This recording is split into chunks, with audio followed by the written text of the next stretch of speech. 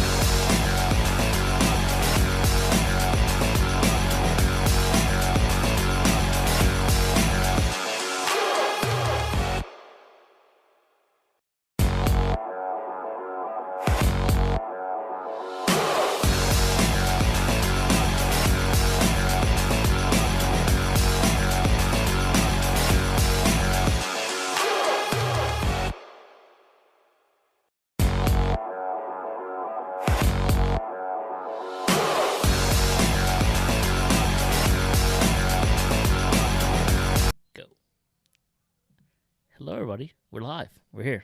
A little bit of technical difficulties here, but we're here on the final episode of 2023 of the PA Turnbot, episode 136. Rob, how are you?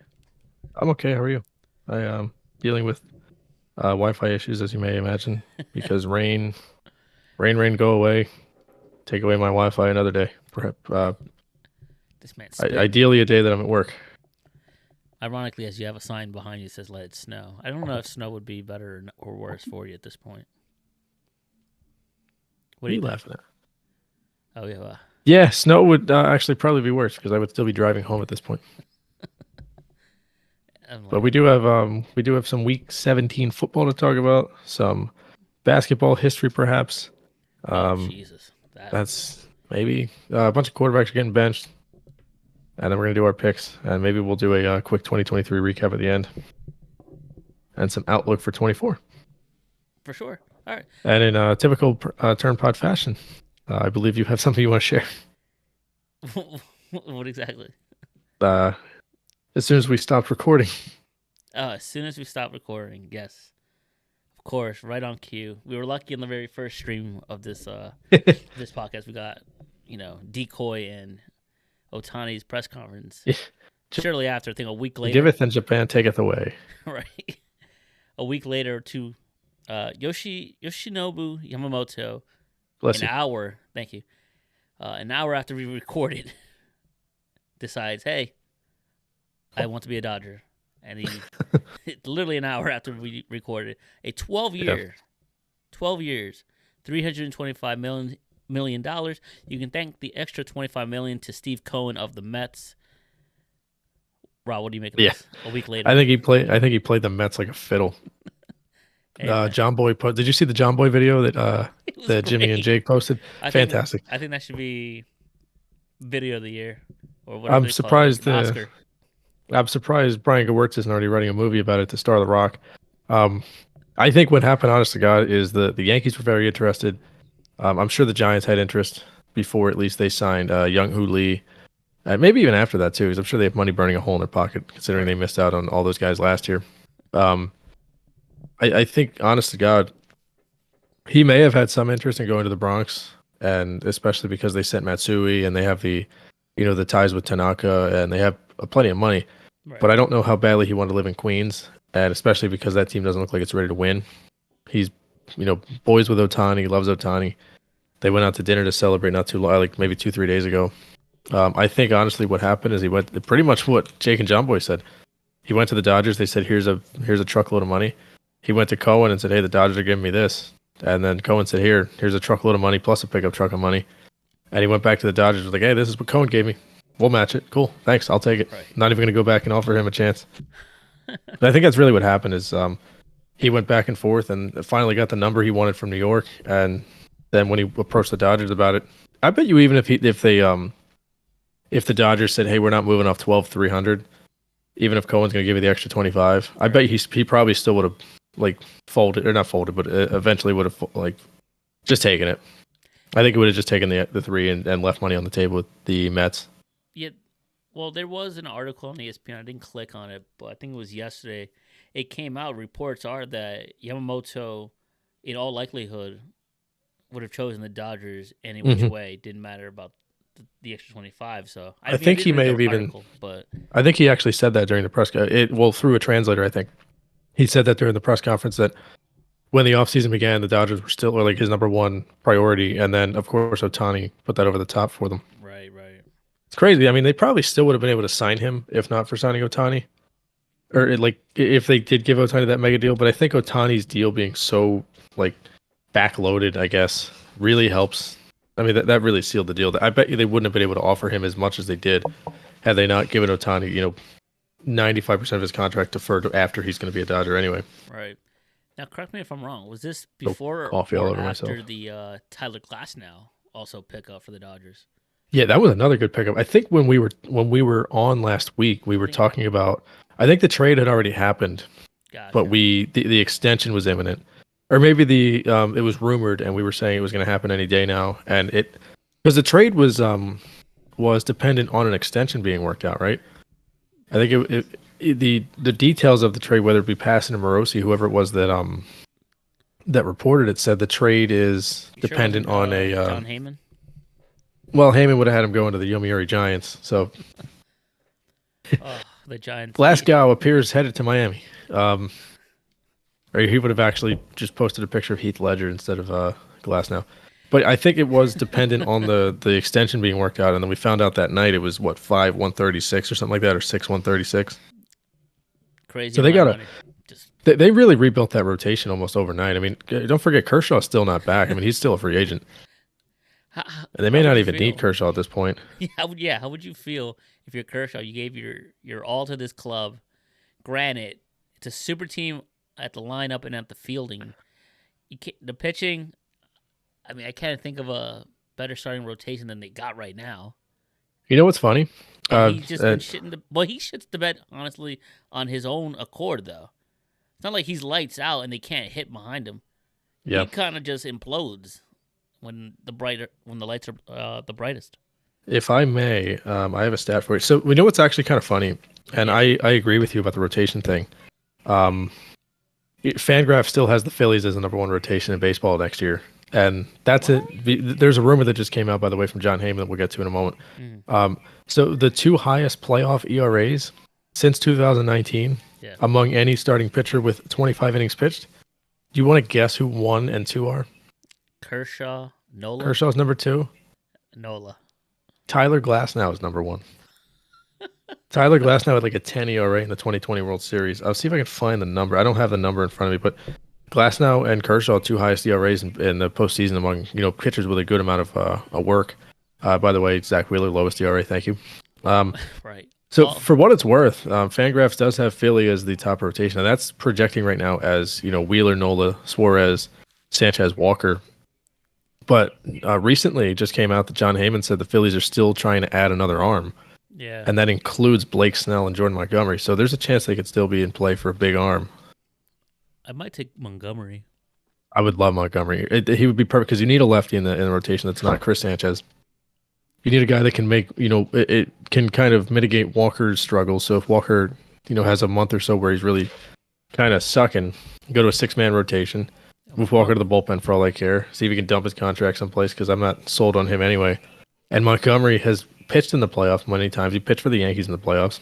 He was actually really good in the one appearance he had for St. Louis 2 years ago. Right. And then, of course, he was great last year for Texas. So I'm all in on him. Snell's fine. I think Snell as like a 3 or a 4 is fine. But if either of those guys had been the Nola replacement, if Nola walked, I'd be upset. Right. Two things there. It's a lot to unpack there. A, Blake Snell, you would have to pick up, obviously, Gary Sanchez. There's no other thing than that. And he's going to come with a heavy price tag. Yeah, he'll come. And apparently the Angels are the favorite for him right now. Good. I don't know why they would open the wallet for him and not anybody else. That's to keep Trout. Yeah. And two. Yeah, that's going to seal the deal. And two, you said you're not sold on Taijuan Walker. Is that what I heard correctly? Yeah. Dude, he was probably our best pitcher for the majority of the season. You are right. He was pretty reliable in the middle there, but he didn't pitch a single inning in the playoffs. He was on the top step with pom-poms next to Stubbs. And you said something about like he's been gone for a month or something like that, or like if his struggles for like a month. If he goes, if he has like a 5 ERA in the first month of the season like he did this year. Well, we didn't see him in the playoffs. Yeah, that's true. I guess you do also have leg work and then said, "See ya, have a seat on the bench." You know what's interesting is you do have a pretty good in-house replacement. See ya. You do have a little bit of an in-house replacement because Matt Strahm was fantastic for like a month and a half. He was really good the entire year, to be honest, and he was a guy that most people crapped on when they signed him. They thought he was kind of he was just like whatever. They brought in a guy to replace Bailey Falter essentially, and he was in the rotation early on in the season. And even myself, I was like, well, you can't have a reliever starting every 5th day. And he won. He was like the winner of the first 3 wins of the season for the Phillies last year. They started the season so poorly, and he was the stopper. Is he their Brogdon? I guess this. You know what? I would love to see him come back and be good this year. Brogdon, nah. Brogdon / Bellotti. He was kind of the Bellotti of this past year. I saw enough when I was in Queens. When we went to Queens, I saw enough from Brogdon to be like, yeah, I don't want him on Yeah, my team. Brogdon's a bit shaky. Bellotti, I think, has still got something in there too And if he's still here. it wasn't even performance based from City Field, if you Oh, remember. that's right. He was That's just right. there, no care in the world in the field. Oh, for Christ's sake! Every parlay I've made today, somebody in the parlay is not playing. Oh Jesus! First it was Amari Cooper, Void. now it's John Morant. No. John Morant's mourning the loss of the guy that created the Glock because he passed away yesterday. I think his name was Garcon Glock or something like that, No or shot. Gaston Glock. Maybe he's taking a moment. So John Morant's upset. Did you I see did the have celebration? I thought I cooked. Yeah, I thought I cooked here. I had Drummond 12 rebounds, Curry 20 points, Morant 25 points, and having close to even odds. I don't know why the Grizzlies would tweet that too. They posted the video of that. Malpractice. Insane. Malpractice. Speaking of Andre Drummond, do you know how many rebounds he had on Tuesday? Rebounds? Rebounds. 3. 25. Whoa. Yeah. Whoa. No Nick Vucevic. He's been great lately. Picked him up in fantasy. Need to come back. Boy, you do. I mean, But yeah, even if you do lose in fantasy, you still be in the first place because of point differentials. that's right. Say it louder. But But yeah, if you're I right. keep beating Landis, if he's listening to this, if I keep beating Landis, like smothering him into oblivion, and You're my welcome. points keep going up, boy, you better watch your back because here I come. Pause. Did the league a favor. But I think you're right about the Dodgers. They do have a strong rotation. I think they could still use a guy because I don't know the name of their fifth starter right now. They have Bueller. They have Miller. Miller's pretty good, but he's very unproven. Glasnow, Yamamoto, and then obviously Shohei for next year. But this upcoming season, he's not going to be available. I think they still go out and find somebody. Julio Arias is going to whatever prison Wander Franco is going to be in. Yo, I believe that dude's Dustin all May around. should be back at some point, and Gonsolin got Tommy John. So I don't think they Is have he- to is do it moves now. I don't think they have to What's do that? anything. I don't think they have to do anything. you Right could be now. right. There's a trade deadline. Up until the trade deadline, you can do something there. Like Yeah. really, right before the trade deadline, I think that's where they're going to make their next big move. Yeah. I was a little surprised they traded Victor Gonzalez. I thought he would be an option for the rotation, or at least an option in the bullpen if you want to move somebody to the rotation. But they seem sold on whoever this kid is that's the 5-starter. I got to find his name real quick. I keep seeing him projected in the rotation. I think it's something with an F. Fault. Of course, they lost Lance Lynn. Where is Donde Está? Whatever, it'll come to me.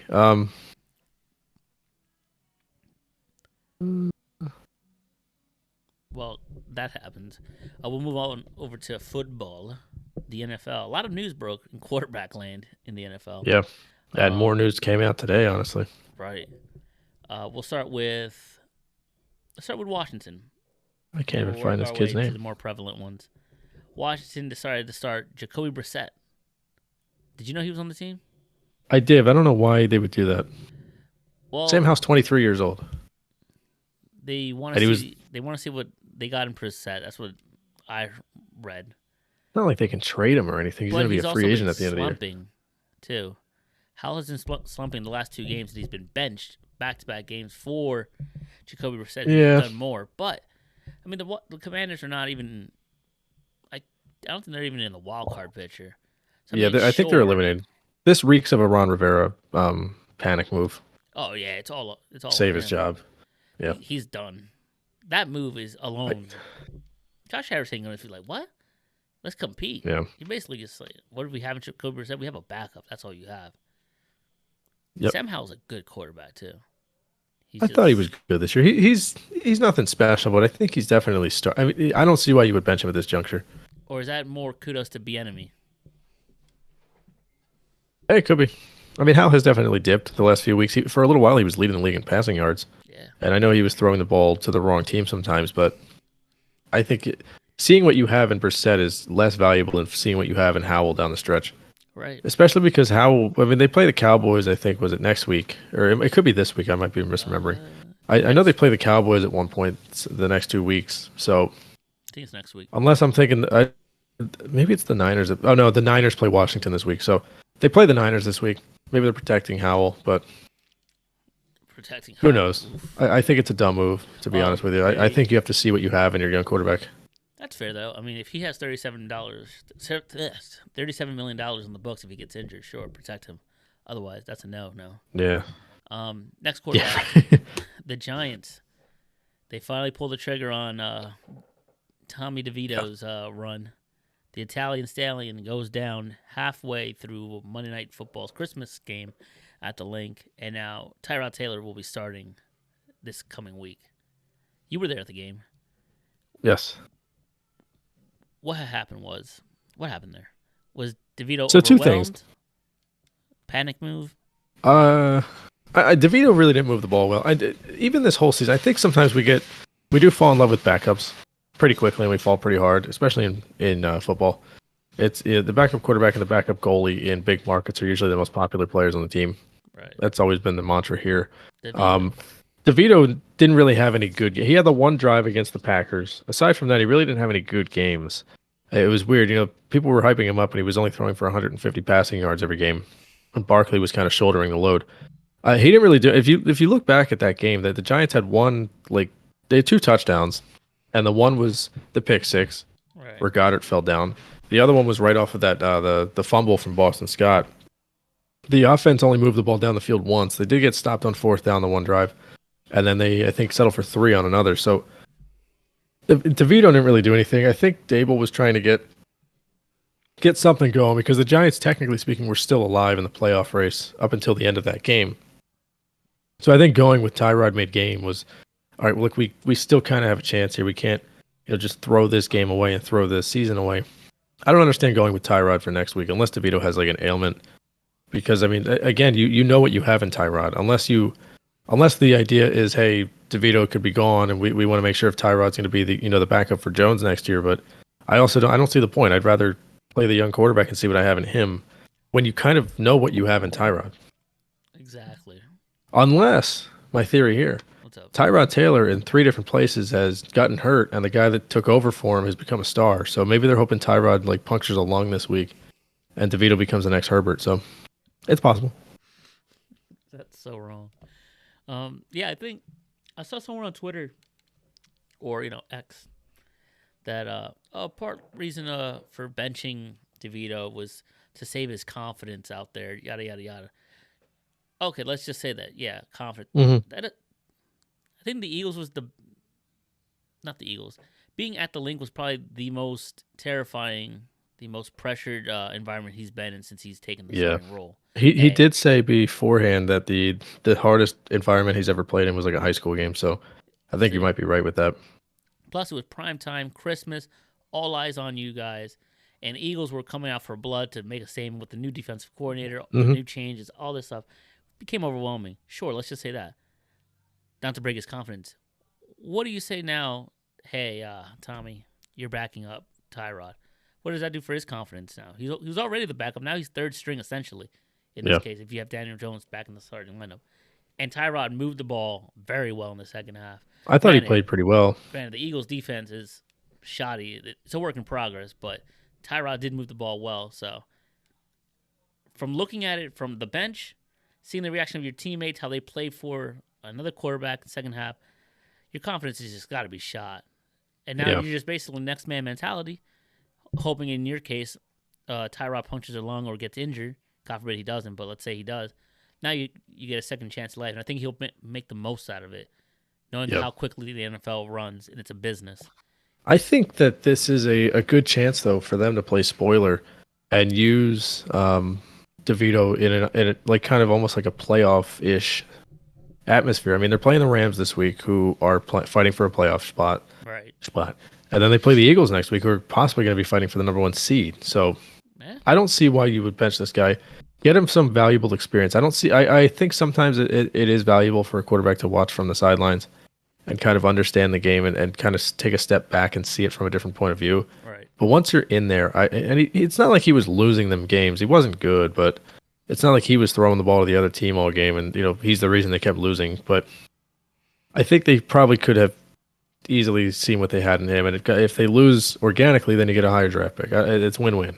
Either he develops into something you can trade, becomes like a valuable backup, like a Mike White type of deal, or you can package him and get rid of him and get maybe some other asset to your team, maybe a team that wants a backup quarterback, or he sucks and you lose anyway and you finish with a high draft pick. So I don't see the difference here.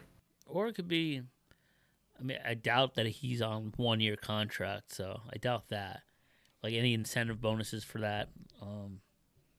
It could be. Yeah, he's sure as heck not hitting any milestones to get like a $2 million bonus or anything like that the next couple weeks. It could also be maybe some turmoil within house because I mean he was the flavor of the month.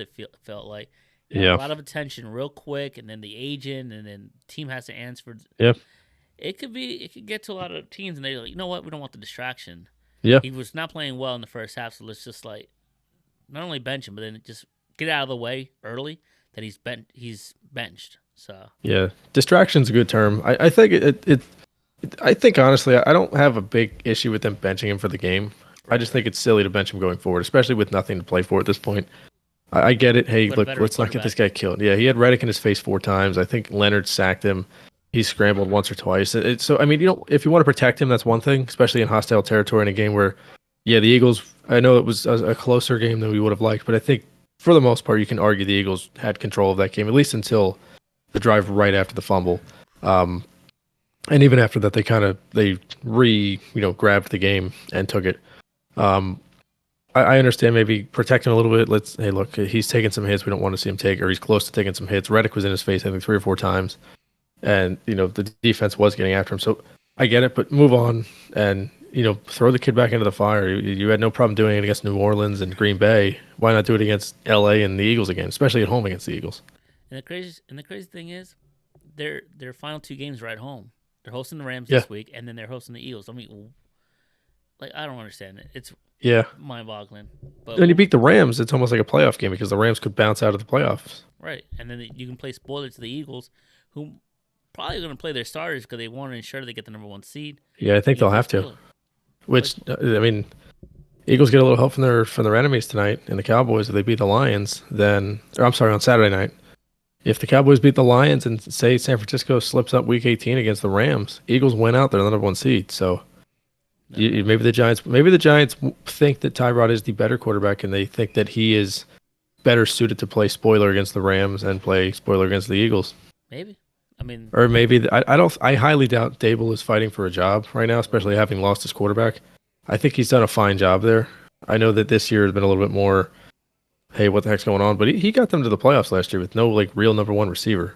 and And now I know Waller has been disappointing, but I think next year if they bring in a couple weapons, they could easily be a playoff team again. oh yeah, for sure. Especially with him. I mean, he developed Josh Allen. He developed Jones into a $40 million quarterback, which is questionable, but at least developed him into the point where the Giants were too afraid to lose him in free agency. So, hey, We'll see what they do with Saquon too. Now yeah, that's a big one right there. yeah, he's on that 1 year. He's on the franchise tag or the transition, whatever it is. Yeah. All right, moving on to the final quarterback in this controversial week. Broncos decided to bench Russell Wilson. A lot of news broke out of Broncos this. country, let's rock. There you go. Very confusing at the moment until more details came out at least. Right. There's a quote from Sean Payton, and I'll read it to you, and I want your Sure. thoughts on this. This was in context of I guess he was answering from the media a bunch of questions saying why Russell, why making the move, XYZ. Here's a quote that he said in answering to all these questions. Quote, I can tell you, look, we're desperately trying to win. End quote. Okay. This is after benching Russell Wilson. Who, and in lose fairness, at has been home very good. to the Patriots. Yes, in fairness. You can argue with the numbers next to Mahomes, better season than Mahomes right now. But their record are what their record is, and that is 7-8. He lost at home to Bailey Zappi. I didn't see that game, thankfully, but from what I can recall, 3 Oof. quarters of nothingness until Yes. y'all just exploded in the fourth quarter and then gave it up away to Devontae Parker that I can't believe is still on the Patriots. I can't believe he's still in the league. Correct me if I'm wrong. Did they not beat the Bills this year in Orchard Park? I think they did. I'm almost positive they beat Buffalo. I think they So this is one of the tweets that Russell Wilson liked, and I'm not going to blindly pretend I got these stats myself. Russell Wilson this year has 26 passing touchdowns, 8 interceptions, 6.9 yards per attempt, and he's got 3 rushing touchdowns. I know those are pretty cherry picked stats. I mean, the rushing, you don't see the passing yards on here, but Patrick Mahomes this year, just for reference, 26 touchdowns, 14 interceptions, same yards per attempt, no rushing touchdowns. So, I mean, Wilson has been fine. I mean, I know he's been kind of a game manager this year, but generally speaking, I think he's been fine, and he's been pretty good. Yeah, I mean, it's just disappointing. I don't know. I feel like you have Sean Payton, Hall of Fame coach, Super Bowl winning coach. You're a Super Bowl winning quarterback. You think you would get it together, you would improve, and he did. Obviously, the numbers as you said. Yeah, I think he's been But fine. There we go. The team underwhelmingly performing at 7-8, and losing at home to Bill Belichick, who's a lame duck coach at this point, to Bailey Zappi, who doesn't belong in the league at this point. But how can I say that when you just went into Denver Yeah, and beat you handedly? I don't know. Russell Wilson is puzzling. it's a very confusing thing. There's a lot of hype for him coming in 2 years ago, and now he's presumably on his way out. Wilson was set to make an additional $37 million in guaranteed money. Rob, I'll say that one more time. He was set to make an extra $37 million in guaranteed money if he didn't pass a physical by early March, with 2 games remaining in the regular season. And basically no shot at the playoffs because the Raiders have the tiebreaker. Yeah. Same record, but they have the tiebreaker on you. You really are out of the playoffs. They kind of don't. I can see it from that angle, but also it's money right there. I mean, technically speaking, they're still technically alive in the playoff race, but a lot has to happen. Yeah, a lot would have to happen to get them in. So this is courtesy of Albert Breer. I know I sent it to you. We kind of corresponded about it earlier. So Russell Wilson, $124 million in 2 years with the Broncos, which those 2 years at the time of his acquisition, he was already under contract for $51 million over those 2 years, so 26 and a half roughly, or 25 and a half roughly over those 2 years, right, all the way up to $62 million a year. So he got a $73 million just kind of 2-year extension, or kind of just a raise, really. And I don't even think his extension was set to kick in until after this season, because he signed an extension there in addition to restructuring those 2 years. So he technically, his next contract hasn't even kicked in yet. Yeah, next season marks the first of 5 years of $246 million extension signed in 2022, and it's $39 million guaranteed in next year. It's almost $50 a year. So I mean, regardless of what happens, they're either going to have to eat that contract, or there's going to be dead cap, or someone's going to have to take him, and which will result in dead cap. I don't know. Where do you think he is next year? Because he'll be in the NFL next year, unless he sues the Broncos and they blackball him from the league, which I don't think is likely. Where do you think he ends up next year? I know Atlanta's kind of the team people think. I do have one other team that might make sense, but if he takes a knee, he might get blackballed. Yeah. Well, I mean, if he tries to sue the Broncos because they cut him for this reason, and then all the owners are going to band together and make sure he never plays in the NFL again. True. But he's a well-liked guy. I mean, yeah, he's an interesting locker room guy. I think with the right coach, he could make some sense. Pete Carroll, probably. Yeah, right. It's funny you say Atlanta. I saw the same, I think, tweet or something, or TikTok. Yeah. Atlanta is elite troll. I don't think he'll survive in Atlanta. Yeah, they got the backup tight end throwing passes, getting sacked, throwing interceptions. It's not even on the football. I'm talking about personal reasons. His wife, Sierra. Oh, that's right. You got Future, who lives in Atlanta. Baby mama. It is. Weren't they playing Future music through the PA system when they played down there? Yes. Yeah, you might be right. So maybe that. I mean, look, if Al Horford can come to Philly, and a lot of weird things have happened in sports where players have gone places that we perceive them to be hated. I think it's possible that he can go down there. Where do you think he ends up? Oh, Atlanta would be fucking tremendous. I think Atlanta's the one that makes the most sense from a team standpoint. I have one team that maybe makes sense. I would have to check the contract situation of the players there, though. Well, we got to take into consideration: is it a new head coach? Is it a returning coach? Yeah, it could be one of those deals. Leeway? Does he have a short leash? Are they drafting a quarterback on top of that? Chicago would be interesting. Yeah. But Chicago looking like they're just going to rebuild all over again. I don't think they're going to do it with an expensive veteran quarterback. Yeah. as a game manager at this point. Jets would have been fine, but they already have Rodgers. One of my friends actually suggested the Jets, which I don't think makes sense, but I can see why he said it.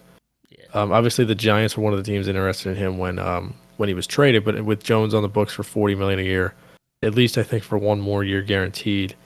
I can't think of one. I would say Atlanta. Yeah. So the Wait, I got it. New Orleans. Derek Carr. that's exactly what I was just looking into. Derek Carr has one more year of guaranteed money on the books. He's got his base salary next year is fully guaranteed. The only thing though is they have a defensive head coach down there. They'd have to get him the right offensive coordinator, and I think he's got decent personnel. I think he can do a lot of what Breeze did in New Orleans, throwing 3-yard routes to everybody, and maybe going deep every once in a while. Chris Olave, the team that was most interested in him, one of the teams that was most interested in him when he initially got moved, was the Raiders. And I've seen a few people suggest them. I mean, Garoppolo probably not the solution there. Aiden O'Connell, AOC is definitely not the solution either. He's been fine. He's been okay, but you can't hitch your wagon to him. And I think maybe, first of all, I hope they keep the head coach there, Pierce, because if they learned anything from letting Bisaccia go a few years ago, it's keep the interim guy that the team rallies around, especially if you make the playoffs. So I think that would make sense unless he's going to take a backup role someplace. I think Houston would be a cool backup spot for him to, kind of mentor Stroud. But I don't think he's ready to be a mentor. Washington, maybe if they have completely soured on Howell, maybe you go Washington. Maybe Rivera tries to save his job again, or maybe Bieniemy takes over as the head coach. That's the Josh. He's the guy there. Josh Harris ain't get that much. If Belichick stays in New England and doesn't get a quarterback in the draft, maybe Wilson goes and plays for him. That would be dead. There's no ideal spot for him. I don't think there's nothing that makes it's not like it's not like one of those deals where someone hits the market and you go, oh, that makes perfect fit. He can go to Minnesota and he fits in there, like whatever. It's a dome. Minnesota's a dome. Yeah, and I think Kirk is under contract though, isn't he? He's on his final. That was the thing. I think he's on his final year. I don't know. Or Kirk is really good there though. But if he soured his stay there. He soured. Yeah, it kind of sucks that Watson is stuck in Cleveland. Like they're stuck with that deal because I think he'd be a good quarterback for that offense that the Cleveland Browns run. I think that Wilson being kind of like a low risk. I mean, maybe Flacco sticks around another year, but a low risk kind of deal. I really don't know where he slots in. I mean, we'll find out more this offseason. Maybe the Steelers become a team that could be interested in him. Maybe the Giants do have interest in him. They want to get off Jones. Cardinals? If they move on from Murray? If they do move on from Murray, yeah. Ooh. Who knows? I mean, there are some spots. Maybe a quarterback could retire. Maybe we get a surprise retirement from like a Matt Stafford, and McVay wants to make it work with a veteran versus trying to start over with like a mid to late first round, like a Michael Penix or something like that. Rams would make sense. Rams. I mean, that's if Stafford obviously moves on, but I can't see it. It's hard to think of a team. Maybe Tennessee. I don't think. I mean, Tannehill, Willis. I think Levis will be the guy there going forward. I think he's got a little bit of a swagger to him. Yeah, he has some life in him. Yeah. I think New Orleans. And then, yeah. Tampa would be interesting if they don't take back Baker. I'll tell you what, Baker's played really well for them. Yes, but that's if Baker wants to come back. I think it's a great spot for him. Baker and Mike Evans, you kidding me? That's like the perfect. Just throw it up and he'll figure it out. Right. We do have one other quarterback that was benched. Oh yes, how could I forget? Minnesota moving on to their fourth quarterback of the year. They went from obviously Kirk Cousins to Nick Mullins and Josh Dobbs, and now we have and then back to Mullins, and now it's going to be Jaron Hall, who will start the final 2 games for Minnesota. I thought Mullins was fine aside from the tush push fumble that he had, or the failed tush push against the Bengals that lost him the game there. But I think that I don't really care. I think Minnesota being kind of dead. This is maybe them just trying to see what they have in Hall. This one makes more sense than any other one so far. Obviously, the Broncos one. Stidham. You know what you have in him. Right. I think that Mullins is what he is. He's kind of been a journeyman backup. It caught lightning in a bottle in San Fran a while back, but every place he's been since, he's been terrible. So this makes a lot of sense. See what you have in Hall. See if maybe he is your number 2 next year behind Kirk when he's healthy again. Right. Perry over here is saying that the Jets, the Giants, Tennessee, he mentioned as well. Tennessee, I think, is the team that's a team that came into my mind a little bit late. And I think Levis is going to be the guy, though. I like him down there. I don't think he's that great of a quarterback. Or do you And think Levis is a year away? That's the thing. I mean, Whoever signs Russell has to take up what 3 more years? well, if he gets cut flat out, then you can sign him to whatever deal Oh, is true. market value. Plus, he's still going to be getting paid, I'm pretty sure, from the Broncos. So he might be more likely to take, here, 1 year, 12 million or something like that. Take like a Chase Daniel deal. He's wherever he goes, he's not going to be holding the clipboard. He's going to be playing. Right. I'm trying to think. Yeah, no, I was gonna say Indy, but they have Richardson. And Minshew down there. I think Richardson and Minshew might actually earn himself a starting job next year out of what he's done this year. He might, but I would not be shocked if he goes to the Washington and tears it up with Bieniemy. nah. If I was him, look, you know where you know that you're basically a backup. You will Yeah. get some playing time eventually. Just hang back. You already know the system. You already know the players. You already have a relationship with the head coach, who was the Yeah. offensive coordinator. Oh, team you that is brought a good. last I year. totally forgot that they played together last year. So he's familiar with the system. Yeah. Why mess it up? Yeah, honestly, Minshew's got the best gig, and he's almost like Chase Daniel, but he has to play more. Minshew is the perfect backup quarterback, and for him anyway, because he's probably good enough to start somewhere, as evident this Yeah. year with Indianapolis. But whenever the starter goes down wherever he is, first of all, wherever he goes, they're gonna love him, and the players will like him. Maybe not more than the starter, but the fans will be clamoring for him anytime the starter screws up. Like if he goes to Chicago next year, and he's the backup for Justin Fields, second Fields starts throwing the ball to the wrong team. Minshew, and then he comes in when Fields, has an oblique strain or something. Right. Minshew, he's great. He plays 4 or 5 really good games. He beats like 1 or 2 good teams, and he earns himself a contract for the next year. Then he goes into training camp. He's cool with the mustache. Everybody loves him. The clip from 4 years ago resurfaces. He wins him a couple games. They go like just around 500, and he gets another contract. And it's just like a never-ending cycle for him. And next thing you know, he's going to be 43 years old, and he's going to be the next Chad Henne winning a playoff game like he did for the Chiefs a couple of years ago. You can bet your bottom dollar that he'll be in a shootout or two during the season and winning it. He's the most recent Eagles quarterback to throw for 350 yards, right? The game against Dallas last year. Oh man, that is sad. That is sad. Are we going to the Jalen Hurts slander this early? QB1. Boy. Rent due. Oh boy. All right. So you say ultimately New Orleans? If I had to put money on it, There's I no think I quarterback would. retiring, right? Well, Carr's not leaving. They can't dump Carr unless they're going to eat more money. The only quarterbacks I can see retiring, maybe Stafford, and I mean, I don't know. I think if someone maybe poaches Baker away from Tampa, then maybe Tampa becomes. I think the Raiders are the most likely.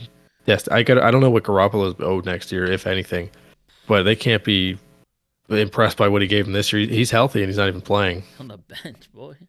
And that was Antonio Pearson move too when he took over. Like, yeah, you're on the bench, bro.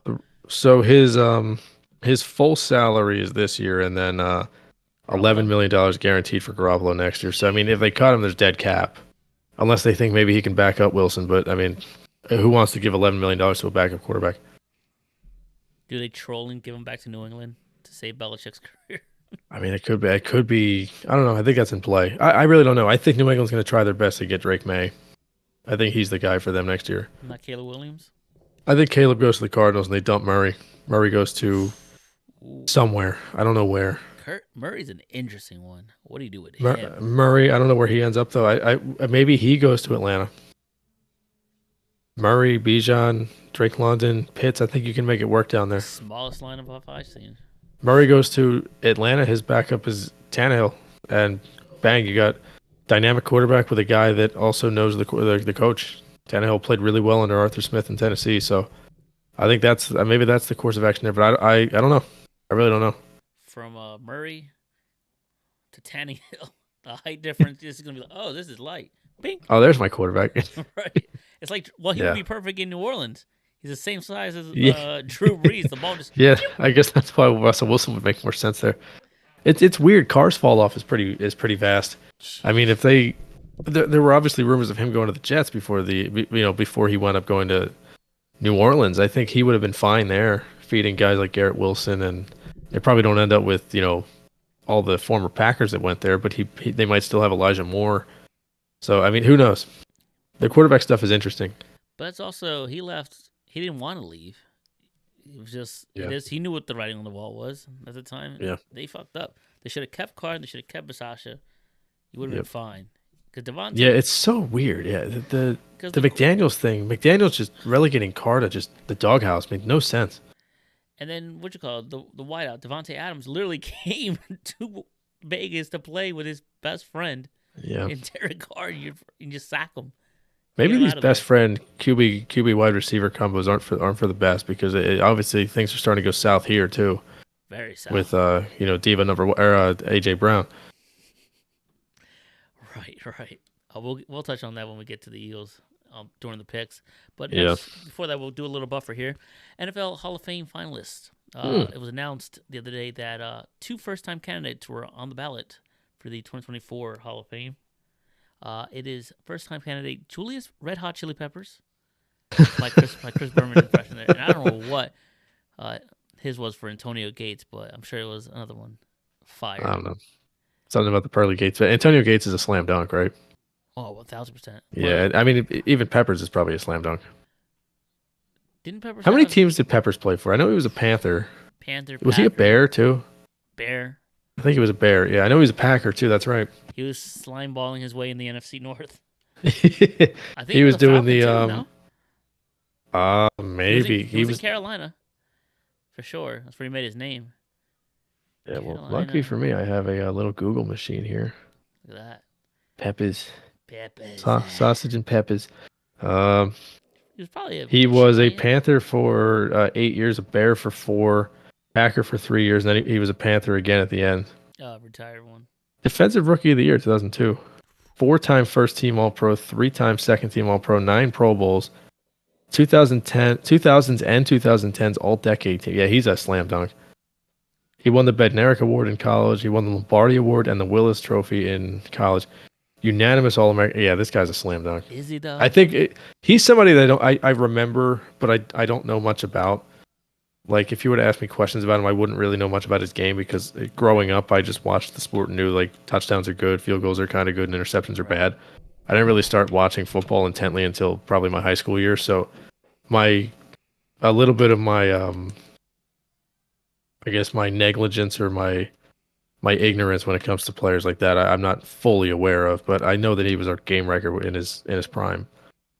I'm sure his number's retired for one of those teams, or will be if he gets in the Hall of Fame. Oh, for sure. I'm a little older, obviously, but I remember him playing for sure, especially in the Carolina days, because I was like a mix of an Eagles fan and also a Panthers fan. And You know man, what's that Panthers crazy? team was deadly. He I was love those unstoppable. Panthers teams. You know what's crazy? I did not know this. Julius Peppers, born in Wilson, North Carolina, went to the University of North Carolina and drafted by the Carolina Panthers. The trifecta. So really just like a dream. Hometown boy. Yeah. And he was sensational. Try to see if they have any retired numbers. Luke Kuechly, I would assume. Kuechly, if his nose is not bleeding brain fluid still. Musa Muhammad. Steve Smith, 89, I think. That's got to be, yeah. Jake Delhomme, but that's 17. Frank Reich. Jake Daylight come. Dude, I love Chris Berman. Yeah, the Minshew thing is top tier. Dude, I heard it the other day. Minshew. It's hysterical. The Panthers have one retired number. It's Sam Mills, number 51. Bro, you have Steve Smith, you have Musa Muhammad, you have Jake Delhomme. Musa Muhammad, that's right. You have Luke Kuechly. I mean, Cam Newton took you to a Super Bowl, won an MVP. You have Cam Newton. For I know it's kind of hard to retire numbers in football. Like, even when you go to the link, there's only like 6 numbers retired, and they're all like guys that were. Though. Yeah, but I mean, it's hard because with the number restrictions on, like, quarterbacks can only wear these numbers and receivers can only wear these numbers. If you retire too many numbers, then you're gonna end up being like the Yankees, where you're gonna have to start giving out 3-digit numbers eventually, and the Montreal Canadiens, where like you're gonna run out of numbers. Perry's probably like, what? For sure. I remember him saying, what? Yeah, he's right. Perry was saying in the group, in the chat, I believe he says he remembers Julius Peppers. He was on bad teams. That's true. Yeah, I mean, they went to the one Super Bowl with him, I think, right, Yeah, when they the lost to Panthers. Brady. Yeah, when they cheated. Unbelievable. Yeah. Well, he was he on? No, he wouldn't have been on the second Super Bowl team, the one that went like 16, it went like Nah, 15-1 or I think whatever it it was a was. Packer by then. It was a Packer those years. I believe so. He was good with the Packers, I'm pretty sure. That was like right around when I started getting really into football. How about Antonio Gates? Slam dunk as well, right? Slam dunk. Yeah, he's our top three tight end ever. I Pioneer. mean, One of the pioneers in tight end. yeah, I mean, he was one of the first like tight ends that became like a true like him and Tony Gonzalez kind of revolutionized the position. They were They former were basketball players, right? and yeah, and Kellen Winslow too. Those three guys were the only ones that really could throw the ball up and get go get the ball, and you throw it up in their direction. And the Gates thing, they only said it once a game where he was a former basketball player, and Chris Collinsworth once said about the 2017 Eagles that they play above the rim, and I think that's the best way to explain Antonio Gates. Right. Is the ball would go his direction, he would just go up and get it. He was an amazing player in an era where passing wasn't as in your face as it is now. Yeah. I know the NFL's kind of changing a little bit back to the the ground and pound for some teams with the two high safeties, since every team is doing that and they're taking away the long passes. I think that Antonio Gates was kind of a pioneer. I mean, Kellen Winslow and Mike Ditka are going to be some of the guys that you wonder about their era versus the Gonzalez and Gates era, then the Gronk and Kelsey and Jimmy Graham era. Like, yeah, there will be questions, but I think he's one of the five best tight ends ever, if not top two or three. I mean, Gronk, Shannon. Yeah, Shannon Sharp. That's true. Forgot about him. Oh, and the Dallas. What was his name? Yeah, Witten. Witten was more of like Yes. a combo kind of guy, good blocker. I mean, there's been a lot of good tight ends, and that's of late. Yeah, that's right. And even if you want to go into like some of the more niche ones, like Dallas Clark, and even like even Zach Ertz recently, he was a top five tight end, and when he was in his prime, and you know, I'm sure he's looking up, listening right now. But Aaron Hernandez was really good in his heyday. Arguably, he honestly probably would have become what Kelsey is now Yeah. had he not killed a guy. Honestly, right? Let me see. I'm searching it up right now. Some notable names: Jimmy Graham in his prime. God. Yeah, Jimmy Graham. Jimmy Graham was like the first basically a tight end who is a wide receiver. Basically. At least in this era, he kind of paved the way for guys like Darren Waller. And he had the basketball background as well. Yeah, he did. He was an amazing athlete. He's been scoring touchdowns recently too. I think he had like 2 or 3 games in a row with touchdowns recently. I think he went back to New Orleans, right? Yeah, he's back in New Orleans. Jeremy Shockey. Shockey, yeah, Shockey was a big one. Jesus. Delaney Walker. I'm sure we're missing somebody that was big in the 2000s. Mercedes Dallas Lewis. Clark was good. Mercedes Lewis. Todd Heap. Todd Heap. Ravens, baby. Yeah. All right. So, in agreement, those two are shoo-ins. If you had, I would agree. Yeah, yeah. If I had a vote, I would say I don't know what the like what the rules are. I know in baseball you can only vote for 10 or whatever it is, but Right. I don't know how it is in football. I know football is a little bit more liberal with who gets in and who doesn't.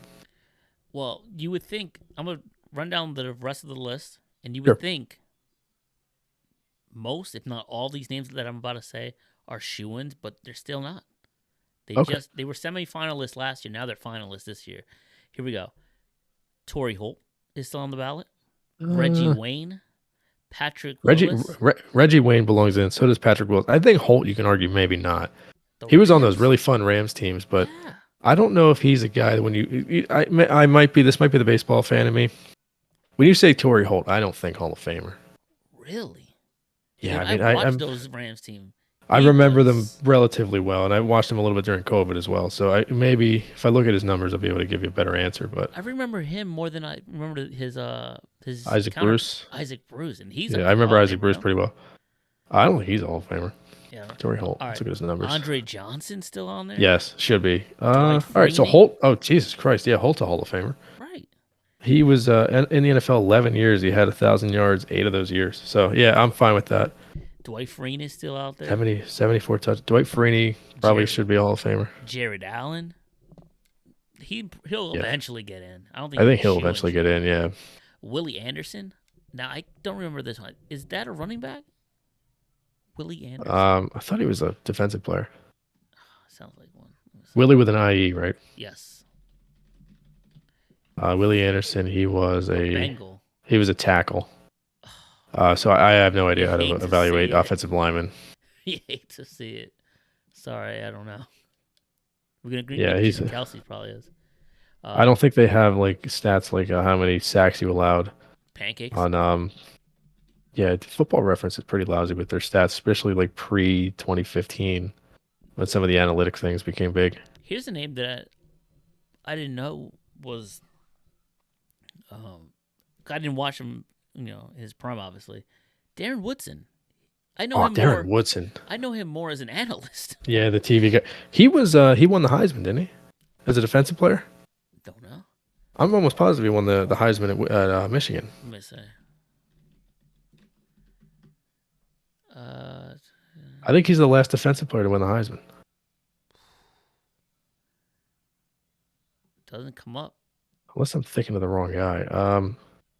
Oh wait, when Charles Woodson won the '97 Heisman. Charles Woodson. No, fucking idiot. Of course, yeah, I'm not it's thinking. Charles. Charles Woodson. Yeah, Charles Woodson's the guy on TV. That's the Raider.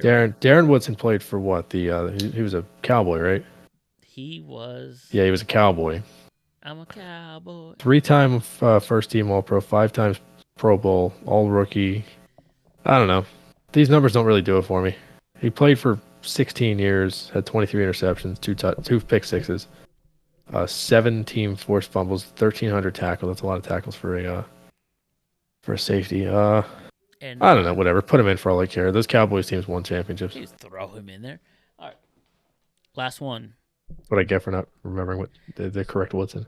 Right. Devin Hester is the last name. Oh yeah, absolutely. He's the best return man in the history of football. He revolutionized the game so much that the NFL was like, let's eliminate special teams again. Yeah, right.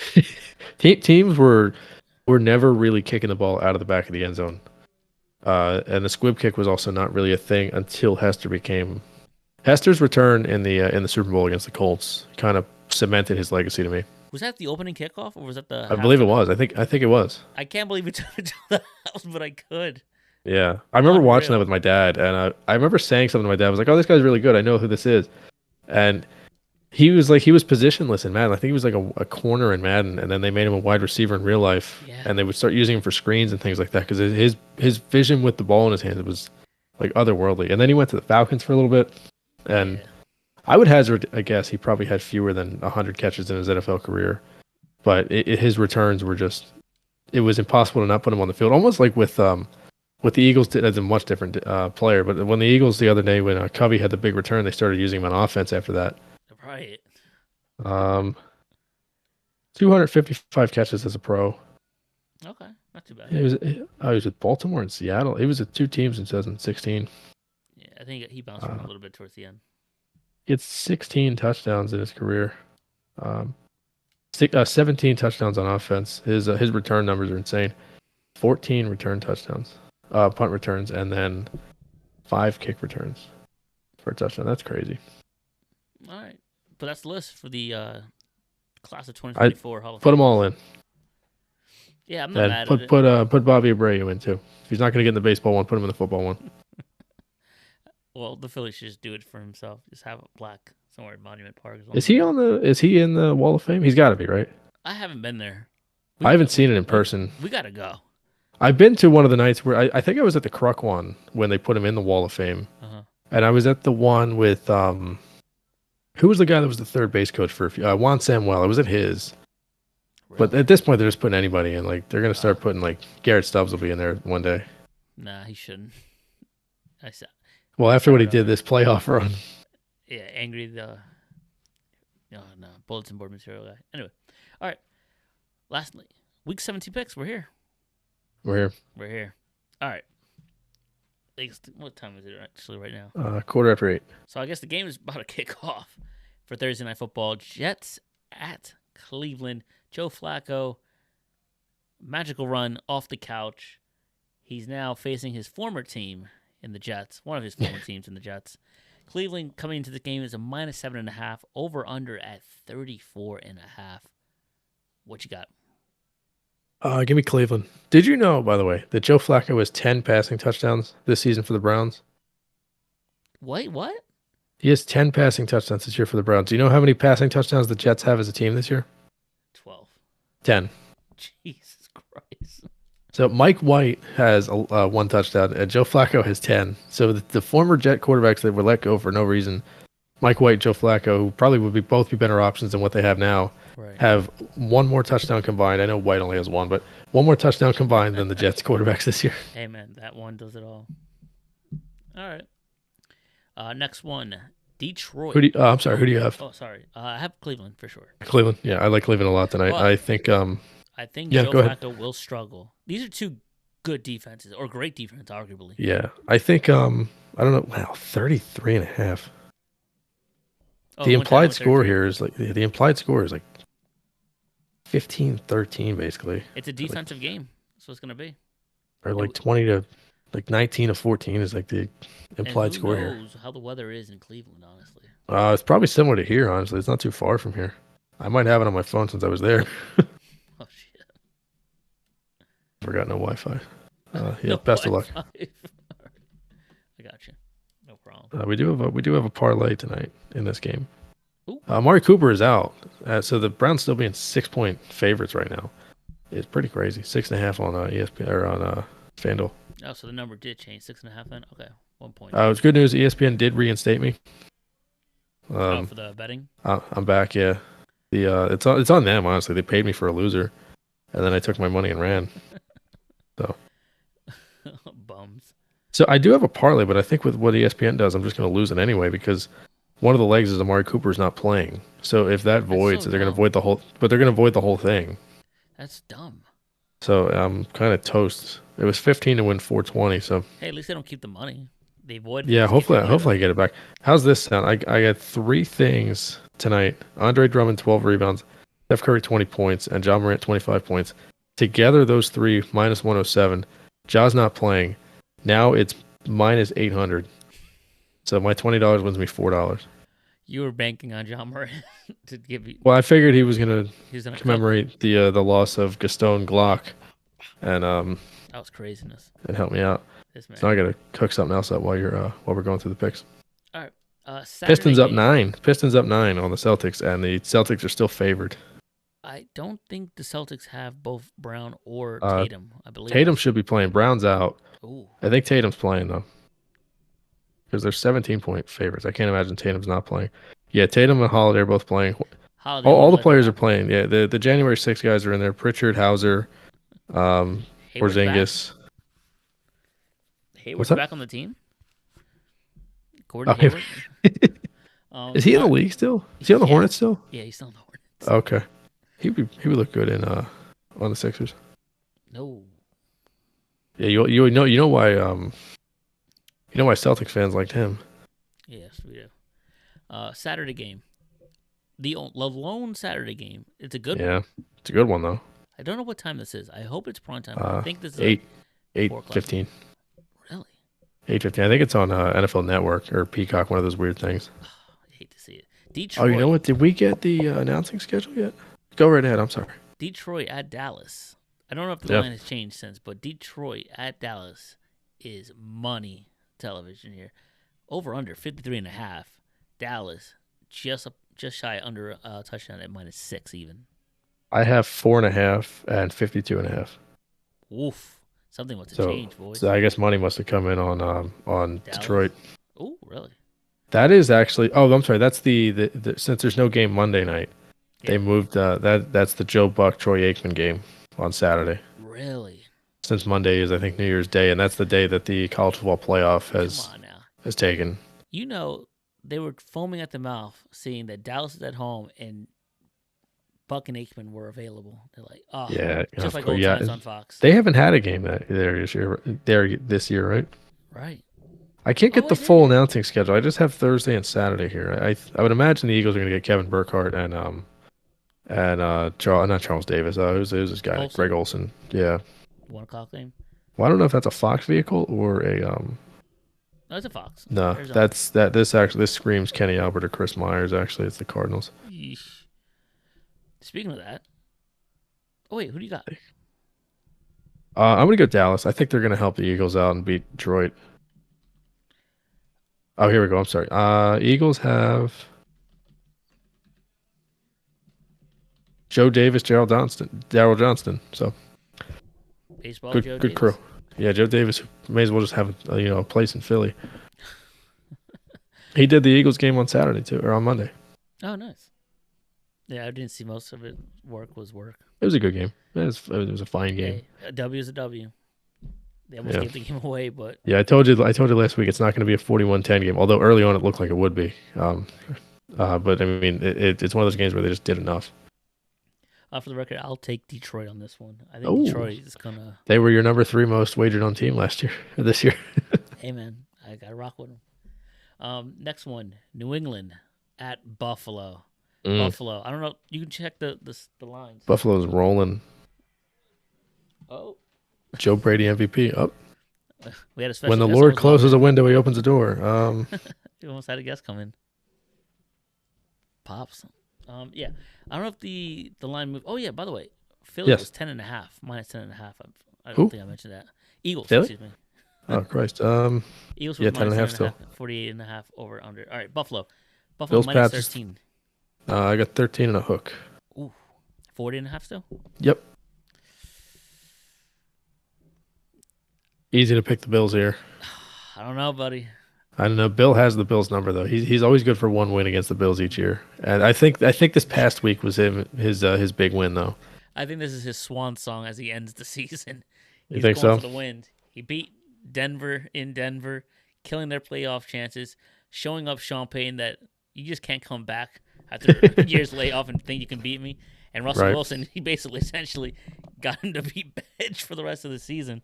That's hilarious. Because you can't tell me that if they beat New England, they're 8-7 at that point, and you bench him when you have a shot to make the playoffs. Yeah. Nah, I don't think so. So Bill Belichick is just gonna ride this one out as a revenge tour. I have Patriots. Give Okay, me all right. Patriots. So you're gonna stay I with respect the it. Yeah, I'm sticking with the Bills. Bills? All right. Next, Atlanta at Chicago. This will Hi, be. the I think this could be a fun one. This could be one fun. for what? Scouts, GMs to Yeah. see what next quarterback's gonna play for both squads. Who they can poach away from these teams. That line looks crazy. I mean, the over/under. That is bordering on tonight's game. Yeah. Lows. I have Falcons on the road. Bijan, baby. Are the Justin Falcons Fields. still playing for a playoff spot? No. That's a good question. That NFC South is putrid, but I think the Bucks have control of that one. I think the Bucks do have control. I think the Falcons are still fighting for a spot, but I think the Bears. This is a team that the Bears can probably give fits to. I'm gonna go Bears. Bears. Yeah, I like the Bears this week. All right. The playoff standings. Tampa is at 8-7. Let me see who's eliminated. Where are we? NFC South. Well, the Panthers are gone. I think all 3 teams have a chance Yeah. still. Also, yeah, everyone is 7-8. Oh, okay, so the Falcons and the Saints are still fighting for a spot here. Oh wait, never mind. Yeah, everyone's 7-8, including the Vikings. Seahawks and Rams are the 6 and 7 seed at 8-7. Yeah, I do like the extra team. I think it puts a little bit more emphasis on getting a number 1 seed versus a 1 or a 2, and it gives more teams an incentive to try to win. Still a lot of football to be played. Yeah, I know it devalues the regular season a little bit, but I think it might even bring value to the regular season because now more teams are trying. Excuse me, I misspoke. Chicago Unbelievable. is 6-9, hanging on for dear life. They're not eliminated mathematically, but they lose. It's pretty much curtains Well, for them. listen, they're gonna be Jeff Fisher this week. They're going 7-9, baby. Oh, here we go. All right, Okay. touchdown Cleveland, No shot. 7-0. Is it a passing touchdown? Jerome Ford You hate to touchdown. see He's of it. course on the parlay, but they're gonna mush me because of Cooper. I was gonna pick him, and I was like, nah. I think Amari Cooper and Flacco can get one touchdown. Fuck. All right, Cooper had a great game last week. cue it up, Rob. Here we go. Sunday, Indianapolis hosting the Las Vegas. Wrong one. Wrong one. Who are they boy. playing? Indy. Minshew Mania at home. Oof. Give me this. I'm salivating at the mouth of this. This boy. is my favorite game this week. This is number 7 Indy versus number 11 Raiders. Yeah. Literally a game behind each other. Oh boy. Gimme, This gimme. is my game of the week. This is a tough one. Give me the Colts. I'm sorry. No, give me the Raiders. Same. Give me the Yeah, Raiders. so I was thinking Raiders, and for some reason I was looking at the Colts logo and I said Colts. I think this is the statement game for the Raiders, outside of the loss last week, beating Kansas City last week. But I think this could be a letdown spot for I them. was just gonna say it could be a letdown. Now here's this. I'm looking at the standings right here. Kansas City sitting alone at 3 at 9-6. Right. The divisionals are at 11-12. Raiders and Broncos respectively. But for this argument, we'll just focus on the Raiders because the Raiders have the tiebreaker over the Broncos. Raiders are 7-8. They get 8-8. Kansas City, let's say, flounders Yep. at 9-7. Are we smelling the Raiders in the division? I Possibly. was I think a lot of things have to go their way, in order to get there. But I think there's a chance. I mean, the They're two Raiders. games. They're two behind the Chiefs, right? Yeah. Two So I mean, behind the the Chiefs Chiefs. have to lose out. The Raiders would have to win out, and I think there would have to be some like strength of schedule stuff that would have to happen. Oh no, wait, I'm looking at this wrong. Yeah, I mean, the Raiders have a very slim chance. Their only shot is to get the division, and that's if Kansas City falls on Yeah, this too. I mean they could get in. Because they have Cincinnati at 8-7, they have Steelers at 8-7, Houston and Indy all at 8-7 ahead of them, plus Buffalo at 9-6, and then Cleveland at the 5 spot at 10-5. How about that? About to be 11-5. How about the Right. Browns? And Baltimore already secured their playoff spot, but they don't have home field yet because, I think they have to win another game for that to happen. well, Cleveland's also right up their butt. I mean, they could sneak up and catch the Ravens. I think. well, funny you say that with the Ravens. Their matchup this week is at home against Miami. 1-2 going at it. This will determine who gets home field advantage right here. They are wearing the black jerseys with the purple pants. They're 3-0 lifetime in those jerseys in that combo. These are the hard hitting facts, the hard hitting statistics that you only get here. Now, do you think McDaniels gives a? Do you really think he cares? I think he's going to wear his off whites and still sit Yeah, with the tag on them that are two sizes too big. in his hoodie. It's like it's cold. I'm by the heater, but I'm winning. What a great line. He's had some great moments, and I think they're doing Hard Knocks with him as well. But I'll take Yeah, the they're doing Raiders the as in well. season one. Pistons up 19 on the Celtics. No shot, dude. Don't lie to me like that. 19? 62-43. Yeah. Pistons up. Do you misspoke or not? Yeah, mind you, this is in Boston. I'm 62-43 Pistons heading close to halftime. no shot. I don't believe it. I gotta see this for myself. Get Rob live on the podcast. I'm putting $20 on this. There's no shot. Let me see. Oof. Tatum. Mamba mentality 5 for 14. Minus 18. That's fucked up. They're still dogs. Hey, Yeah, what are they? What are 2.5 still? Oh no, there's minus 125 now. Oh Ooh. baby. Time to bet the Celtics. Oh, I'm putting this. No, fuck that. This reeks of Sixers Warriors. The year that the Sixers had 10 wins and the Warriors had 9 losses. Oh no, and no Luca too for the Dallas. They're getting smothered. Yeah, a lot of stars are out tonight. So my fantasy team is floundering. Joe Mortimer is whooping that ass. Oh boy, he's not even paying attention to his lineup. I'd be looking at everyone's teams. Side note here on fantasy basketball. I'd be looking at everyone's like matchups. I'm like, damn, this person started this person off the bench. More points I can be. You're lucky Joe didn't start most of his players Very grateful. Yep. because you're only down 100. Crazy. Maybe down 1,000. What do we got next? Give me Rams at Giants. Rams. You think Tyrod Taylor is facing his old team again, or was that the Chargers? Same stadium, wrong team. Oof, hate to say. They it. look the same though. Now that the Rams got rid of their best uniforms. Yeah, they did. Those were the best uniforms in the sport, and they got rid of them for these crappy 3D 28th century like futuristic uniforms that suck. Hate The to horns don't even look like horns. dude, it's not even worth putting money on the Pistons Yeah. anymore. Nope. New Orleans at Tampa. Tampa looking for the division. New Orleans trying to spoil it. What you got? I like Tampa. Tampa? Yeah, I'll take the That's a Buffalo. close one. Minus 136 to plus 116. Gotcha. All right. San Fran at Washington should be a no-brainer, right? 12 and a half. San Fran, yeah. All right. Carolina at Jacksonville should be a no-brainer as well, right? Yeah, I'm gonna go Jags. Same here. That one is even 6 right now. All right. We got Tennessee at Houston. I don't know if C.J. Stroud is back. He's on track to play. Let's go. So I'm gonna go Houston. Perfect. And now the premier matchup in the 1 o'clock game, most likely the Nance and Romo game. Baltimore hosting Miami. You might be right here. This is the I can't see them doing Carolina and Jacksonville. There's no shot. Spiro Ditas has that game. It's a CBS game. It has to be. It's got This is Iron Eagle.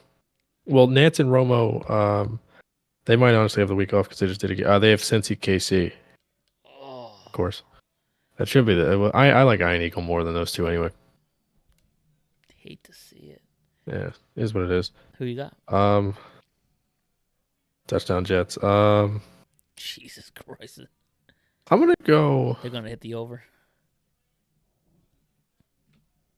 I'm gonna go Miami, and I got a bold prediction that I will. I hope doesn't come to fruition.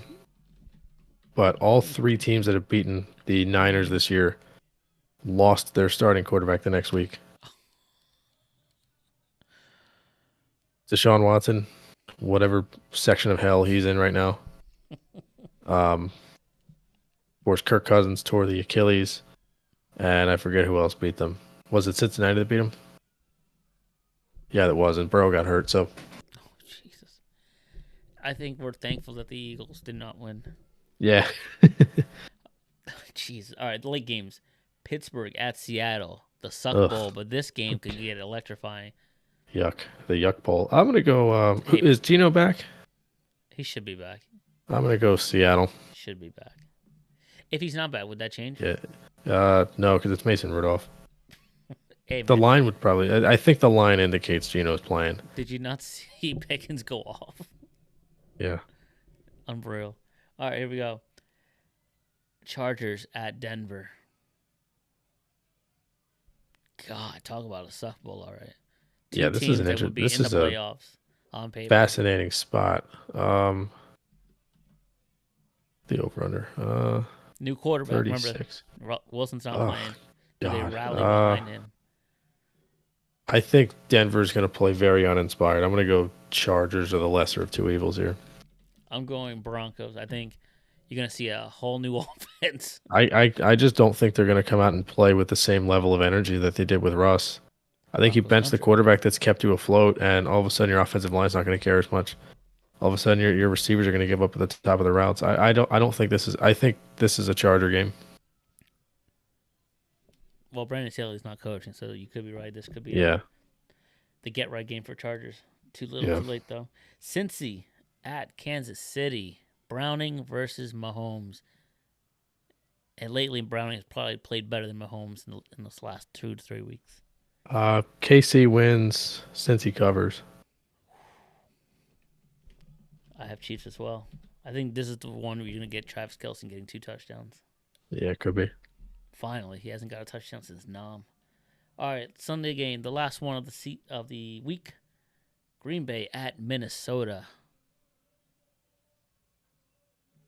New quarterback for Minnesota. Yeah, I'm gonna go. Green Bay here. Green Bay on the road, same here. Yeah, plus 1.5. All right, lock dog points totals for those who are listening for the first time, watching us on YouTube. We do a TTP where we pick one lock of the week, one dog of the week, the point spreads, and total over under on one of the games, and we try not to overlap. So Yeah. would you like to go first? Yeah, I'll go with my points first. Give me the Bengals plus 7. Bengals plus 7. Yeah. Gotcha. I have Raiders. Are they still plus? Are they still plus 3.5? Yep. All right, I'll get Raiders. That was gonna be my points, or that was gonna be my dog actually. Nice. All right. I'll take dog then. I'll take the Okay. Lions. Okay. Over Dallas. I'll go.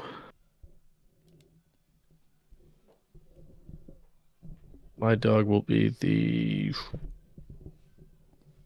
Like I said, I can't use. I'll go. You can use the Raiders if you want. Nah. I'll go Miami.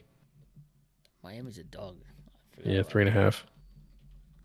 That's a good choice. All right. Oh yeah, your turn. You want to do lock or points? Let's do total. Total. All right. Let's go. Uh,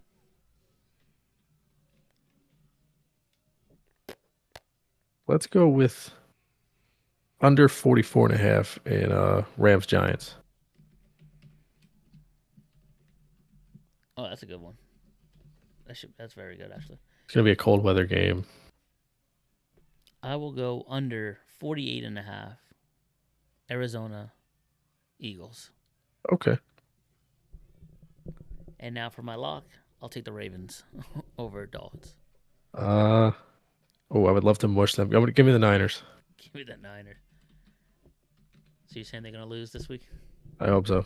Well, I think they're gonna win by 100 Jesus, that's not against hyperbole either.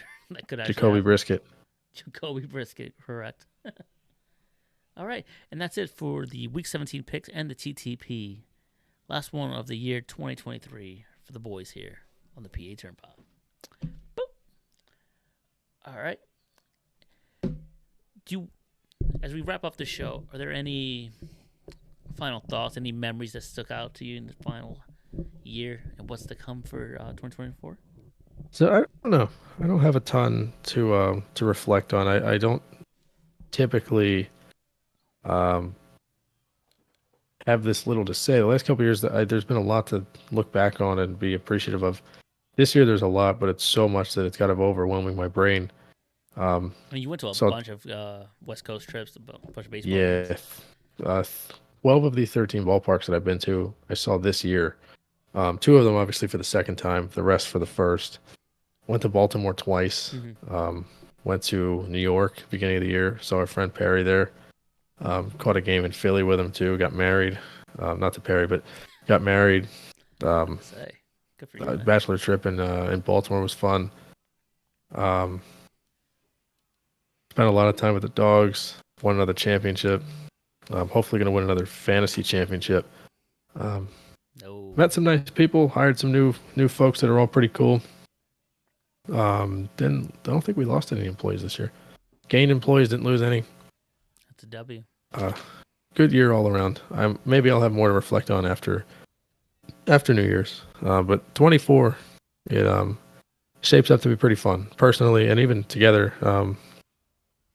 I would like to obviously see the WrestleMania is going to be one of those things I would like to go to. Right. Hoping if things go well, we'll get 2 games in Chicago, maybe 3. Could see the Bulls, the White Sox, and the Cubs. Going to see either Seattle or KC. We'll make that decision probably the next month or two. Probably going to go to Cincinnati, see a game there. A lot more. So exciting! I am in the process of been printing pictures lately. I printed out pictures of each of the ballparks we've been to. We're going to put them up in the basement tomorrow when the frames arrive. Made a couple wedding albums, so a lot of reminiscing recently, but Pretty cool. got plans to do some more wedding albums. You'll probably see them if you come over anytime. I got a lot of cool stuff. The Christmas trees have a lot of cool ornaments on it. Got a new hoodie for WrestleMania, so Yeah, you're ready. fun stuff on the horizon as well. Yeah. Yeah, man. How about you? 2023. It went by fast. I don't know. Yeah, I know. It feels like we just got done Christmas last year and we're already back. Right. Especially this last. Always December flies right by. Because Crazy, November, yeah. Thanksgiving, into Christmas, into New Year's, and it's like, all right, 2024 already second Yeah. weekend. I'm like, what? What happened? Yeah, I think what hit me is I'm closer to my first wedding anniversary than I am to my wedding at this point. It's been over 6 months since my wedding. Jesus, man. Yeah, I mean, I went to some weddings, ballparks. I mean, I'm not in a position to hire or fire people, but I've seen a lot of people come and go at the job. I went to morning shift. That's a big Yeah. deal. Definitely changed my outlook on life after that. Yeah, you really enjoyed that. Yeah, went right back to the grind of PM. Hate it. Can't wait to go back to AMs and experience more things. Probably getting a home at some point. Probably in the next year, I hopefully. think you may have gone to your first Flyers game this past year as well. Yes, I had my Think first so? insomnia cookie taken away from me, or whatever it was. Yeah. Whatever. Federal Donut. What? Federal Donut, that's what it was. Cadoba came into my life. What else? And yeah, as like you for next year, I'm gonna try to go to a couple ballparks, maybe even with you guys on the travel. Yeah. I have my passport. I'm ready to go to Toronto. I still don't have mine. We've been I'm talking ready. about it for 3 months. Still don't have it. I might just go before you guys. I'm trying to get that Yeah. suite up there. I just want to We'll see meet it. you up there. I'm definitely trying to go to WrestleMania. Trying to go to night one for sure. My boy already has tickets. His Ooh. mom gifted him night one tickets for Christmas. Get out of here. I was like, dude, let's go. That's We awesome. got Brees Hall touchdown and then a Jerome Ford touchdown where he running missed back the speaking. extra kick, Oh, hate the to extra see it. point missed. So 13-7. Trying to travel South America and the Caribbeans. Trying to do a little travel now that I have a passport. I'm trying to go a little bit outside my zone. But yeah, a lot of things coming in. But especially for here in the podcast, we're doing it live. We're on YouTube. Yeah. Trying to grow the platform. Trying to grow the company. We're trying to get it. We'll cement everything in the new year for sure. Yeah. And We have a second show. Maybe perhaps maybe a name change would help. Tuesday 10. Maybe we just so far. change the name of the entire thing for all we know. Return Pod. Maybe it'll refresh things and maybe give us more of a professional name, and then maybe we grow it into a network. Maybe we add a third show. And we probably get some We grow- editors. Yeah, maybe add another person too. I'm sure someone out there wants to join. Oh, I'm sure. It'll be fun. I'm hoping to do that interview with that guy for his book. Yeah. Soon. I emailed him happy back to. in like October. Haven't heard him. Maybe dead. Maybe died. But I don't know. But I emailed him back. I'm looking forward to it. I'm looking really forward to doing photo albums of the. That's the thing. I think my family has always done. My mom has a ton of photo albums. My sister's very into that kind of thing. Scrapbooking? I made 2 wedding albums. I have I have tens of thousands of pictures or thousands of pictures I want to print out of the honeymoon and everything. Make different albums. Have them around the house. This way, when I die, people would be able to see things that I had. Your wife hears that. Who knows the plan?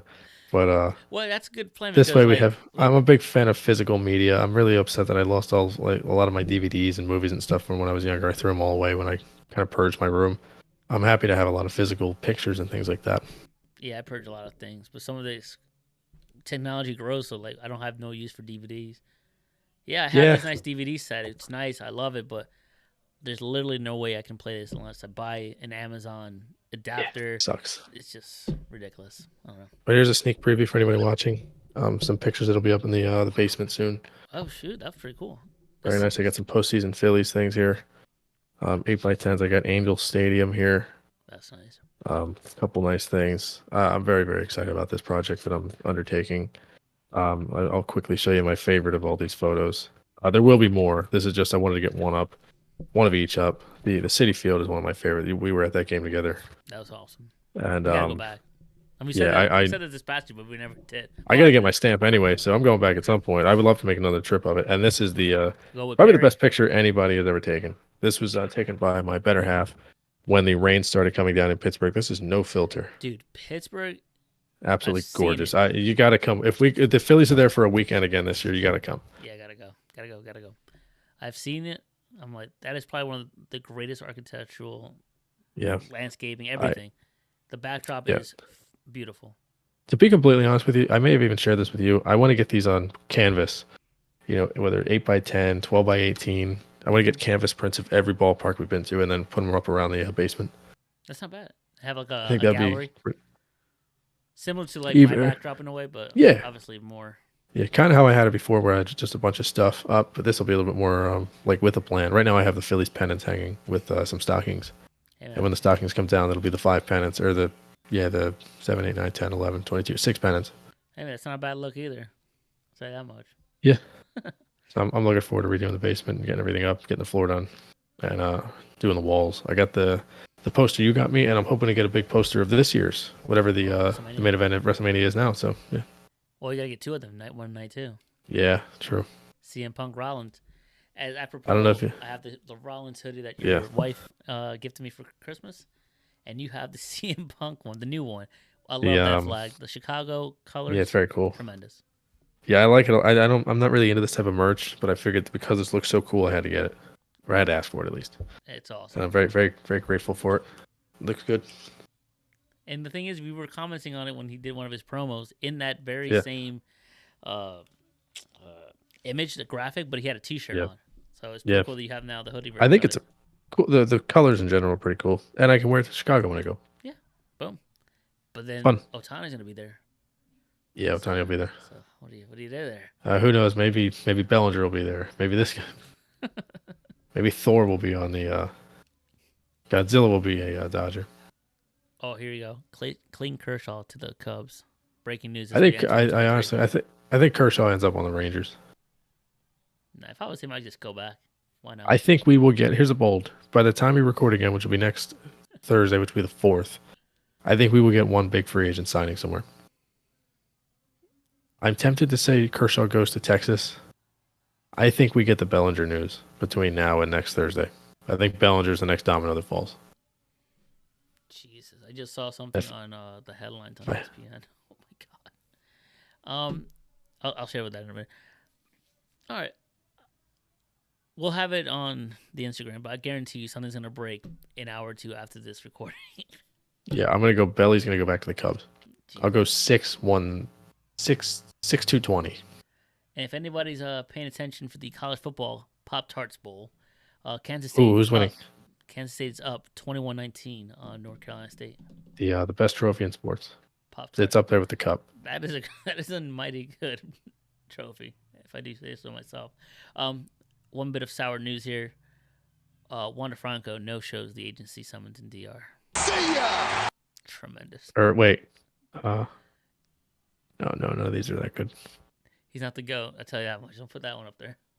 Yeah, they've taken anything of him off of Fanatics and everything else. There's nothing of him on the internet. Anything associated with MLB. How is this possible? It says 3 drives, 3 touchdowns, but it's 13-7. They missed an extra point. No, but it says 3 drives, 3 touchdowns. Yeah. Well, maybe not for one team. Overall, yeah. Overall, there was a missed extra point. The Browns missed the extra point. They're surprised that the over is the line's in question now. It was at 33. Now it's like about to be 20. It's probably in the 40s now. Oh, it's got to be. All right. This is it for the PA Turn Pod of season 2023, episode 136. Thank you for listening for the year, for the couple years, 3 years here and there. Thanks for Perry for being in the chat. Joe, at one point. Anybody who's listening to us on Spotify, on Apple Music, Apple Podcasts, excuse me. Yeah, everybody that's played a part in us growing. Right. We very much appreciate it. From the past guest, like Richard DeGroat, multiple time guests. Future guests coming up. And shoot, we're going to be out there and doing our own podcast as well. When we go out there as guests on other podcasts. Yeah. Get the name out there. Maybe even a refresh for 2024. A lot of things are happening for the new year incoming. Hopefully no more pandemics or anything like that. No more technical difficulties either. Jesus, maybe that's the New Year resolution. No more technical difficulties on both our sides here. We'll be the TD pod. Right. Well, this is it. Have a safe and happy New Year's, guys, if you're listening to this. And we'll catch you on the other side of 2024 or 2023. See ya! Boom.